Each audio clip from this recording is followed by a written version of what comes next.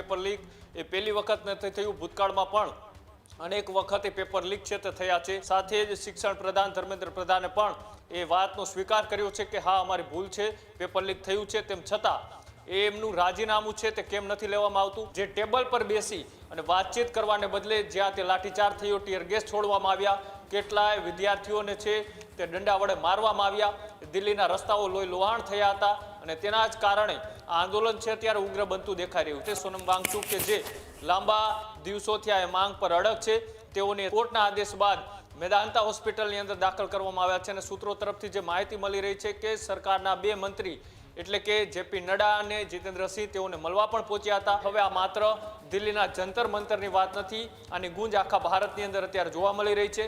ચાહે ભારતીય જનતા પાર્ટીના સમર્થકો હોય તે પણ આ આંદોલનની અંદર જોવા મળી રહ્યા છે। એટલે કે જે રીતની આ સરકારની બેવડી નીતિ છે ત્યાં સ્પષ્ટ રીતના એવી સાબિત થાય છે કે અત્યાર સુધીમાં ગમે એવા કાંડ થાય, સરકાર ક્યારેય પણ પોતાના મંત્રીનું રાજીનામું નથી લઈ શકતી।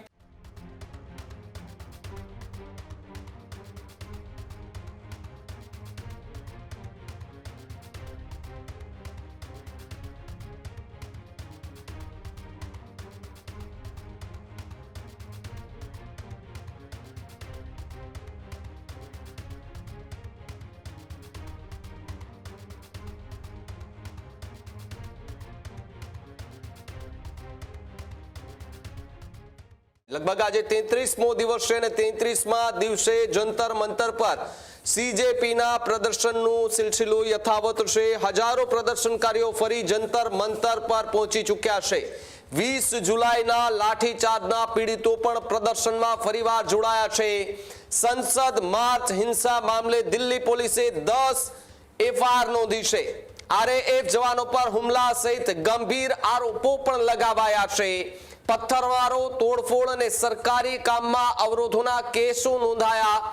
સંસદ માર્ગ સહિત અનેક જે પોલીસ સ્ટેશનો છે તેની અંદર એફઆઈઆર દાખલ થઈ છે। સંસદ માર્ગ પોલીસ સ્ટેશનમાં 4 અને કનોટ પ્લેસમાં જે પ્લેસ આવેલું છે, કનોટ પ્લેસ, ત્યાં 3 જેટલી એફઆઈઆર અત્યાર સુધી નોંધાઈ છે। મંદિર માર્ગ, બારાખંભા રોડ અને કર્તવ્ય પથ પોલીસ સ્ટેશનોમાં એક ફરિયાદ નોંધાઈ। 2000 સીઆરપીએફ જવાન બંગાળથી દિલ્હી ઉતારી દેવામાં આવ્યા છે। જેપી નડ્ડા અને જીતેન્દ્રસિંહે હોસ્પિટલમાં મુલાકાત લીધી હોવાની વાત સૂત્રો પાસેથી મળી રહી છે। સીજેપી આંદોલન વચ્ચે દિલ્હીમાં રાજકીય ગરમાવો લગાતાર વધતો જોવા મળી રહ્યો છે। દ્રશ્યો પણ દેખાઈ રહ્યા છે જે રીતે 33 દિવસથી જે સીજેપીના જે લોકો છે, કોકરોચ જનતા પાર્ટી સાથે જોડાયેલા જે લોકો છે, એમને સમર્થન આપનાર જે લોકો છે, 33 દિવસથી ત્યાં પડ્યા પાથર્યા છે અને સરકાર સામે મીટ માંડીને બેઠા છે। ધર્મેન્દ્ર પ્રધાનનું રાજીનામું લેવાની વાત જે છે તે કરી રહ્યા છે। વધુ માહિતી માટે કૃણાલ જોડાય છે। કૃણાલ, 33 દિવસથી વિદ્યાર્થીઓ અને એક સંગઠન જે છે તે ત્યાં આંદોલન કરી રહ્યું છે, ધર્મેન્દ્ર પ્રધાનના રાજીનામાની વાત કરી રહ્યું છે, લાઠી ચાર્જ પણ થયો હતો જે રીતે 20 તારીખે આપણે સૌએ દ્રશ્યો જોયા હતા।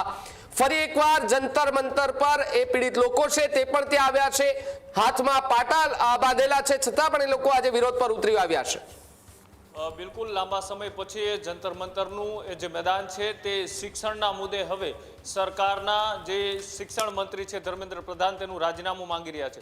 જે પેપર લીકનો મુદ્દો છે, આ પેપર લીક એ પહેલી વખત નથી થયું, ભૂતકાળમાં પણ અનેક વખતે પેપર લીક છે તે થયા છે। છેલ્લા આ જે ભારતીય જનતા પાર્ટી એટલે કે એનડીએની સરકારની અંદર જે 17 જેટલા જે પેપર લીક થયા છે તેમાં ખુદ એ જે જાંચ એજન્સીઓ છે તેમને પણ સ્વીકાર્યું છે। સાથે જ શિક્ષણ પ્રધાન ધર્મેન્દ્ર પ્રધાને પણ એ વાતનો સ્વીકાર કર્યો છે કે હા અમારી ભૂલ છે, પેપર લીક થયું છે। તેમ છતાં એમનું રાજીનામું છે તે કેમ નથી લેવામાં આવતું એ પણ અત્યારે સવાલોના ઘેરામાં છે। સાથે સાથે જંતર મંતર ઉપરથી જે એક ગુંજ ઉઠી હતી અને લાંબા સમય પછી આ એક શિક્ષણના મુદ્દે લોકો રસ્તા ઉપર ઉતર્યા હતા। આમ તો જ્યારે કોઈ રાજનીતિ મુદ્દાની વાત હોય કે પછી ધર્મ અથવા તો કોઈ જાતિના મુદ્દે રાજકારણ થતું હોય અથવા તો વિરોધ થતો હોય ત્યારે અનેક લોકો મેદાને આવતા હોય છે, પણ આ વખતે વાત એ શિક્ષણની હતી। આવનારી જે ભવિષ્યની સિસ્ટમોની ફેરફારની વાત હતી। આ તમામ મુદ્દાઓને લઈ અનેક લોકોએ રસ્તા ઉપર ઉતર્યા છે અને જે વિરોધ પ્રદર્શન થયું તેમાં જે ટેબલ પર બેસી અને વાતચીત કરવાને બદલે જ્યાં તે લાઠીચાર્જ થયો, ટીયર ગેસ છોડવામાં આવ્યા, કેટલાય વિદ્યાર્થીઓને છે તે દંડા વડે મારવામાં આવ્યા, દિલ્હીના રસ્તાઓ લોહી લોહાણ થયા હતા અને તેના જ કારણે આ આંદોલન છે ત્યારે ઉગ્ર બનતું દેખાઈ રહ્યું છે। જો કે સરકાર પણ તમામ પ્રયાસો કરી રહી છે ત્યારે મનાવવાના, પણ તેમ છતાં જ્યાં સુધી રાજીનામું ન લેવામાં આવે ત્યાં સુધી આંદોલન છે તે રોકવામાં નહીં આવે તેવું પણ સીજેપી દ્વારા એલાન કરવામાં આવ્યું હતું. અને સાથે સાથે સોનમ વાંગચુક કે જે લાંબા દિવસોથી આ માંગ પર અડગ છે, તેઓની તબિયત ખરાબ હોવાથી તેમને હોસ્પિટલમાં દાખલ કરવામાં આવ્યા હતા અને ગઈકાલે તેઓ જે સફદરજન હોસ્પિટલ હતી તેમાંથી તેઓને અત્યારે કોર્ટના આદેશ બાદ મેદાંતા હોસ્પિટલની અંદર દાખલ કરવામાં આવ્યા છે. અને સૂત્રો તરફથી જે માહિતી મળી રહી છે કે સરકારના 2 મંત્રી એટલે કે જેપી નડ્ડા અને જીતેન્દ્રસિંહ તેઓને મળવા પણ પહોંચ્યા હતા. ગઈકાલે જે આખો ઘટનાક્રમ થયો હતો તેમાં પણ કોંગ્રેસના દિગ્ગજ નેતાઓની અટકાયત કરવામાં આવી હતી. પીએમ આવાસ બહાર વિરોધ પ્રદર્શન અને ધરના પ્રદર્શન કરવામાં આવ્યા હતા. અને ત્યારબાદ આજે જે સમાચાર મળી રહ્યા છે કે 10 જેટલા પ્રદર્શનકારીઓ ઉપર છે તે ફરિયાદ દાખલ કરવામાં આવી છે. પણ ફરિયાદ દાખલ જે કરવામાં આવી છે અલગ અલગ પોલીસ સ્ટેશનમાં, તેને લઈ પણ સવાલો ઉઠી રહ્યા છે કે જે રીતના તેઓ ઉપર લાઠીઓ વરસાવવામાં આવી હતી, કોના આદેશથી તેઓની ઉપર ટીયર ગેસ છોડવામાં આવ્યા હતા, તે તમામને લઈ અત્યારે વિરોધ પક્ષની જે પણ તમામ પાર્ટીઓ છે તે અત્યારે સરકારને ઘેરવાનો પ્રયાસ કરી રહી છે. સાથે જ આજે સંસદની અંદર જે ચોમાસું સત્ર છે તેમાં પણ બપોર પછીના સમયની અંદર ભારે ગરમાગરમીની વચ્ચે ચર્ચાઓ થાય તેવી પણ અત્યારે માહિતીઓ છે તે મળી રહી છે. અને બીજી બાજુ જે કોંગ્રેસ અને વિપક્ષી પાર્ટીના તમામ નેતાઓ છે તે આજે કાળી પટ્ટી બાંધી અને સંસદમાં જવાની તૈયારીઓ કરી રહ્યા છે. જે આખો આ ઘટનાક્રમ છે, આ ઘટનાક્રમ કોઈ 1-2 રાજ્યો પૂરતી વાત નથી, આખા ભારતની બદલાતી એ સિસ્ટમ જે શિક્ષણની વ્યવસ્થા છે તેની ઉપર અત્યારે સવાલ એટલા માટે ઉઠી રહ્યા છે કે વારંવાર પેપર લીક થાય છે ત્યારે કેટલાક વિદ્યાર્થીઓ આત્મહત્યા કરે છે. સાથે જ કેટલાક વિદ્યાર્થીઓના જે વાલીઓ હોય છે તે કાળી મજૂરી કરી અને પોતાના બાળકનું ભવિષ્ય સારું બને તે માટે તેઓને ખર્ચ કરી અને ફીના પૈસાઓ ભરતા હોય છે. પણ જ્યારે આ સિસ્ટમના ભૂલના કારણે આવી ઘટના થાય છે ત્યારે જે જવાબદાર વ્યક્તિ એટલે કે જે શિક્ષણના મંત્રી છે એવા ધર્મેન્દ્ર પ્રધાનના રાજીનામાના બદલે વિદ્યાર્થીઓ ઉપર એફઆઈઆર કરવામાં આવે છે, પ્રદર્શનકારીઓને મારવામાં આવે છે, ટીયર ગેસ છોડવામાં આવે છે, તેની ઉપર પણ અત્યારે સવાલો ઉઠી રહ્યા છે. અને જે આખો ઘટનાક્રમ છે તેને લઈ હવે આ માત્ર દિલ્હીના જંતર મંતરની વાત નથી, આની ગુંજ આખા ભારતની અંદર અત્યારે જોવા મળી રહી છે. ચાહે ભારતીય જનતા પાર્ટીના સમર્થકો હોય તે પણ આંદોલનની અંદર જોવા મળી રહ્યા છે. એટલે કે જે રીતની આ સરકારની બેવડી નીતિ છે ત્યાં સ્પષ્ટ રીતના એવી સાબિત થાય છે કે અત્યાર સુધીમાં ગમે એવા કાંડ થાય, સરકાર ક્યારેય પણ પોતાના મંત્રીનું એ રાજીનામું નથી લઈ શકતી.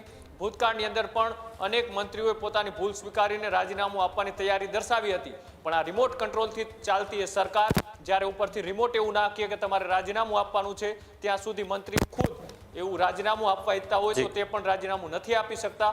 અને અત્યારે પણ ધર્મેન્દ્ર પ્રધાનના રાજીનામાની માંગ સાથે સીજીપી છે તે અડગ છે. અને સાથે સાથે અનેક દિગ્ગજ નેતાઓ હોય કે પછી જે પોલિટિશિયનો હોય કે પછી સુપ્રીમ કોર્ટના પૂર્વ જજ કે પછી અત્યારના ચાલુ વકીલો એ તમામ અમના સમર્થનમાં છે. જોવાનું રહેશે કે આગામી દિવસોમાં સરકાર પોતાની નીતિ છે તે બદલાવે છે કે પછી ધર્મેન્દ્ર પ્રધાનનું એ રાજીનામું છે તે લેવામાં આવે છે. ભાવી બિલકુલ આભાર જોડાવા બદલ અને માહિતી બદલ. ખેડૂત ભાઈઓ છે ખેતરમાં ડ્રોન ઉડાવતા હોય છે ત્યારે આપણે એક પ્રશ્ન સતાવતો હોય છે કે જે આપણે અત્યાર સુધી જીપીએસ ટેકનોલોજી વાળા ડ્રોન વાપર્યા છે, જેથી કરીને મોબાઈલ ટાવર છે અથવા તો હાઈ ટેન્શન લાઈન પસાર થતી હોય, કોઈ વૃક્ષો હોય, ત્યારે જે જીપીએસ ટેકનોલોજી વાળા ડ્રોન છે એમાં ટકરાય અને ટ્રેસ થાય છે. પણ એગ્રીવન લાવ્યું છે જીએનએસએસ ટેકનોલોજી ડ્રોન, જેથી કરીને એ ડ્રોન છે એ કોઈ જગ્યાએ ટકરાય નહીં, પોતાની રીતે જ ડિસિઝન લે છે અને મૂવ થઈ જાય છે, જેથી કરીને જીએનએસએસ ટેકનોલોજી ડ્રોન છે એ વાપરવાનો આગ્રહ રાખો. અત્યારે જ ન્યૂઝરૂમ ગુજરાતની યુટ્યુબ ચેનલને સબસ્ક્રાઇબ કરો અને ઇન્સ્ટાગ્રામ અને ફેસબુક પર ફોલો કરો. અપડેટ રહો, સત્યની સાથે રહો.